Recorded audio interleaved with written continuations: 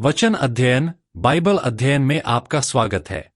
आज का विषय है मसीहियत की समझ भाग 1 और आज हम मसीहियत से संबंधित कुछ बुनियादी बातों के बारे में विचार करेंगे। परिचय। इस संक्षिप्त प्रस्तुति में हम मसीहियत से संबंधित कुछ बुनियादी बातों को देखेंगे और समझने का प्रयास करेंगे कि सारे संसार भर में मसीहियत को अक्सर नकारात्मक दृष्टिकोण से क्यों देखा जाता है, किंतु फिर भी उनके लिए निरंतर उत्पन्न किए जाने वाले सभी सताव और विपरीत परिस्थितियों के बावजूद मसीही विश्वासियों की संख्या बढ़ती ही जा रही है। मसीहियत हमेशा बढ़ती ही रही है, कभी कम नहीं हुई है, और एक बार जिसने इसे समझ लिया तथा स्वयं को वास्तव में इसके साथ जोड़ लिया है, वह फिर हर कीमत चुका करके भी इससे अलग नहीं होता है। प्रार्थना।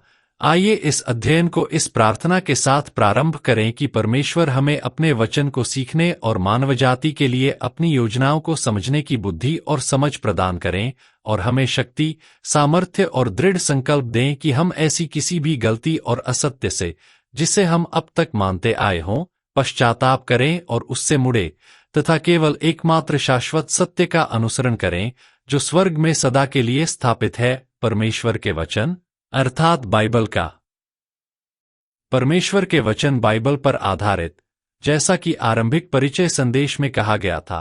इन संदेशों में हम जो भी बातें यहां देखेंगे और चर्चा करेंगे, उनके लिए हमारी सारी जानकारी और व्याख्याओं का स्रोत केवल परमेश्वर का प्रेरित, त्रुटिहीन, अचूक, निर्विवाद और शाश्वत वचन अर्थात बाइबल होगा, जैसा कि बाइबल में 2 तीमुथियुस 3 अध्याय पद 16 और 17 में लिखा है।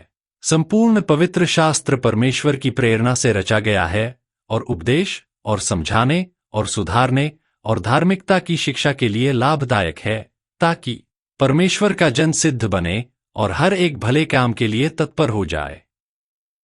बाइबल अध्ययन में भाषा संबंधी बातें। बाइबल का पुराने नियम का भाग अपने मूल रूप में इब्रानी या यहूदी भाषा और अरामी भाषा में लिखा गया था, और बाइबल का नए नियम का भाग मूल रूप से यूनानी भाषा में लिखा गया था। बाद में इन भागों को इन भाषाओं से अन्य भाषाओं में अनुवादित किया गया। अनुवाद के दौरान मूल भाषाओं के कुछ शब्दों को उन्हें अनुवाद किए बिना उनके मूल स्वरूप में ही रखा गया। इसलिए शब्दों, शब्दावली और वाक्यांशों का उनकी मूल भाषा में अर्थ और उपयोग, उन्हें किस काल और स्वरूप में प्रयोग किया गया, उनके तात्पर्यों आदि का अध्ययन करने से बाइबल की अभिव्यक्तियों को समझने में बहुत मदद मिलती है। आने वाले अध्ययन लेखों में हम कुछ शब्दों और वाक्यांशों, जिन्हें अक्सर उपयोग किया जाता है या कहें कि दुरुपयोग किया जाता है, के वास्तविक अर्थ को समझने और देखने के लिए इस उपाय का भी उपयोग करेंगे। क्या मसीहियत विवादास्पद और नकारात्मक है? न जाने क्यों पिछले कुछ समय से पूरी दुनिया में मसीहियत को एक अत्यंत विवादास्पद एवं नकारात्मक इकाई के रूप में देखा जा रहा है। उसे झूठे ही अवैज्ञानिक, असमर्थनीय, प्रतिबंधक और अपने मानने वालों को करने तथा नहीं करने की बातों के बंधनों में डाल देने वाला समझा जा रहा है।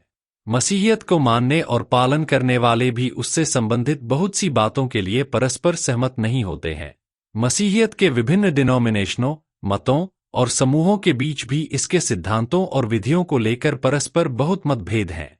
यद्यपि प्रत्येक डिनोमिनेशन या मत अथवा समूह यही दावा करता है कि वही मसीहियत का वास्तविक और सच्चा प्रतिनिधित्व करता है, फिर भी उनकी आपसी भिन्नताएं और मतभेद अक्सर सुलझाए नहीं जा सके हैं और कई बार तो वे एक दूसरे के विपरीत होते हैं। बुनियादी समस्या। क्योंकि मसीहियत को इसको मानने वालों के द्वारा अक्सर ठीक से न तो समझा गया और न ही सही रीति से इसका निर्वाह किया गया, इसलिए मसीहियत को अक्सर दुनिया के समक्ष उसके मानने वालों के आचरण और जीवन के माध्यम से गलत तरीके से प्रस्तुत किया जाता रहा है, और इसी गलत प्रस्तुति के कारण इसे संसार द्वारा सामान्यतः गलत समझ लिया जाता है।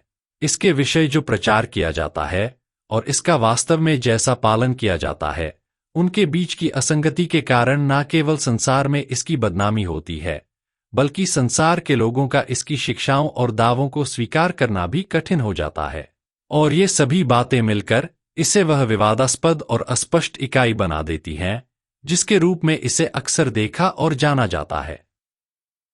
मसीहियत पर दोषारोपण। दूसरी ओर गैर मसीही लोग मसीहियत के अनुयायियों पर बहुधा यह आरोप लगाते हैं कि मसीही लोग अन्य मान्यताएं रखने वाले लोगों को ईसाई धर्म के डिनोमिनेशनों या मतों और समूहों में परिवर्तित करने के लिए सांसारिक बातों और भौतिक वस्तुओं के प्रलोभनों का उपयोग करते हैं। इससे इनकार नहीं किया जा सकता है कि मसीहियत को न केवल इसके बाहर के लोग बल्कि इसे मानने और पालन करने वाले लोग भी गलत समझते हैं और गलत तरीके से मानते हैं। मसीहियत की अनुचित प्रस्तुति एक बहुत महत्वपूर्ण लेकिन आमतौर पर न तो कहा जाने वाला और न ही स्वीकार किए जाने वाला तथ्य है कि हमारे आसपास मसीहियत के रूप में हमें जो कुछ भी दिखाई देता है वह उस वास्तविकता से बहुत हटकर है जैसा परमेश्वर के वचन बाइबल में इसके लिए बताया गया है। यह कथन भले ही चौंकाने वाला, बढ़ा चढ़ाकर कहा हुआ या यहां तक कि भड़काने वाला लगे, लेकिन इसकी सत्यता को परमेश्वर के वचन बाइबल के माध्यम से आसानी से प्रमाणित किया जा सकता है। अर्थात किसी भी डिनोमिनेशन या मत अथवा समूह द्वारा प्रस्तुत मसीहियत की सामान्य तस्वीर की तुलना बाइबल में दी गई मसीहियत की वास्तविकता से करने के द्वारा। आने वाले दिनों में चर्चा के विभिन्न विषयों के माध्यम से हम देखेंगे कि बाइबल में दी गई मसीहियत वास्तव में क्या है। मसीहियत क्यों? परमेश्वर के द्वारा मसीहियत को दिए जाने का मूल कारण है मानव जाति को पाप के द्वारा उस पर आए अनंत विनाश से बचाना, जैसा कि बाइबल में यूहन्ना रचित सुसमाचार के 3 अध्याय के 16 पद में लिखा है। क्योंकि परमेश्वर ने जगत से ऐसा प्रेम रखा कि उसने अपना एकलौता पुत्र दे दिया, ताकि जो कोई उस पर विश्वास करे वह नाश न हो परंतु अनंत जीवन पाए। हम बाइबल के माध्यम से न केवल मसीहियत के द्वारा मानव जाति और दुनिया के लिए परमेश्वर की इच्छाओं को देख सकते हैं, बल्कि उसे भी समझ सकते हैं जो कि परमेश्वर ने कभी भी नहीं चाहा कि मसीहियत हो।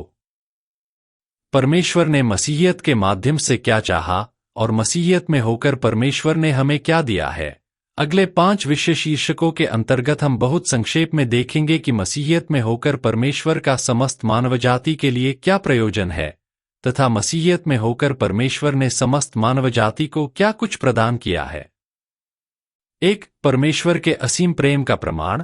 मसीहियत के माध्यम से परमेश्वर ने अपने अथाह प्रेम और अडिग देखभाल का प्रमाण दुनिया को दिया है, जो केवल लोगों के किसी विशेष समूह के लिए नहीं बल्कि संपूर्ण मानव जाति के लिए, समय की तथा सारी भौगोलिक सीमाओं से परे सभी के लिए है। 2. पाप की समस्या का समाधान। मसीहियत के माध्यम से परमेश्वर ने मानव जाति के पापों और उनके परिणामों की समस्या का एकमात्र निर्णायक और अटल समाधान प्रदान किया है, चाहे वह कोई भी पाप हो, प्रकट या अप्रकट, जानबूझकर या अनजाने में किया गया, पहचाना गया हो या न पहचाना गया हो। पापों के विनाशकारी परिणाम पूरी दुनिया में, जीवन के हर क्षेत्र में, समाज के हर वर्ग में, हर संस्कृति और मान्यता में और प्रत्येक व्यक्ति के जीवन में स्पष्ट रूप से दिखाई देते हैं। इन परिणामों का परमेश्वर द्वारा दिया गया समाधान मसीहियत के माध्यम से है। 3. छुटकारे का मार्ग। मसीहियत के माध्यम से परमेश्वर ने मानव जाति को उनके पापों के परिणामस्वरूप मृत्यु के बाद होने वाले अनंतकालीन विनाश से और इस जीवन में भी तथा परलोक में भी शैतान के चंगुल से छुटकारा पाने का मार्ग मुफ्त में उपलब्ध कराया है। 4. परमेश्वर के परिवार का सदस्य होने का मार्ग। मसीहियत के माध्यम से परमेश्वर ने संपूर्ण मानव जाति के उस तक सहज रीति से पहुंच पाने और परमेश्वर की संतान बनने का मार्ग उपलब्ध करवाया है, अर्थात परमेश्वर के परिवार का हिस्सा बनने का अवसर दिया है, और वह भी लोगों की स्वेच्छा से, मुफ्त में और सरल विश्वास के माध्यम से। इसके द्वारा कोई भी पृथ्वी पर रहते हुए ही स्वर्गीय राज्य के आनंद और आशीषों का भागीदार बन सकता है, और यह उनके लिए स्वर्ग में अनंतकाल तक जारी रहेगा। 5. सृष्टि की बहाली का मार्ग। मसीहियत के माध्यम से परमेश्वर ने न केवल मानव जाति बल्कि अपनी समस्त सृष्टि को उस पवित्र और धन्य स्थिति में पुनर्स्थापित करने का मार्ग प्रदान किया है जिसमें आरंभ में इसे रचा गया था। परमेश्वर ने कभी नहीं चाहा कि मसीहियत यह हो। परमेश्वर ने यह कभी नहीं चाहा कि मसीहियत अर्थात परमेश्वर का अनुसरण करना तथा उसके वचन का पालन करना कभी भी इनमें से एक भी हो। एक धर्म, एक ऐसा अनुष्ठान या परंपरा जिसे दुनिया पर थोपा जाए। एक ऐसा तंत्र जो सांसारिक प्रलोभनों के माध्यम से लोगों को आकर्षित और परिवर्तित करने का प्रयास करे। एक ऐसा तरीका जिससे एक सांसारिक राज्य और कुछ विशेष लोग दूसरों पर प्रभुत्व स्थापित कर सकें। एक ऐसा साधन जिसके द्वारा कुछ लोग स्वार्थ सिद्धि और व्यक्तिगत लाभ के लिए दूसरों को नियंत्रित एवं उपयोग कर सकें। एक ऐसा मार्ग जिससे लोग परमेश्वर के वचन और उसके नाम का उपयोग करके सांसारिक धन, विलासिता और स्तर अर्जित कर सकें। आकलन करें। संक्षेप में कही गई उपरोक्त बातें हमें बाइबल के आधार पर आकलन करने का आधार प्रदान करती है। इनके द्वारा हम परख कर देख सकते हैं कि क्या मसीहियत का कोई भी डिनोमिनेशन, मत या समूह परमेश्वर के उपरोक्त प्रयोजनों और लालसाओं के अनुरूप है कि नहीं, और क्या वह वास्तव में मसीहियत का सच्चा प्रतिनिधित्व करता है अथवा नहीं। अगला लेख। अगले लेख में हम देखेंगे कि बाइबल के अनुसार मसीहियत वास्तव में कोई धर्म नहीं वरन एक विश्वास है, जीवन जीने की एक शैली है। हमारे साथ बने रहने और मसीहियत को समझना कुछ बुनियादी बातें के बारे में सुनने के लिए आपका बहुत धन्यवाद। कृपया अगले वचन अध्ययन में भी अवश्य सम्मिलित हों। हम आपकी टिप्पणियों का स्वागत करते हैं।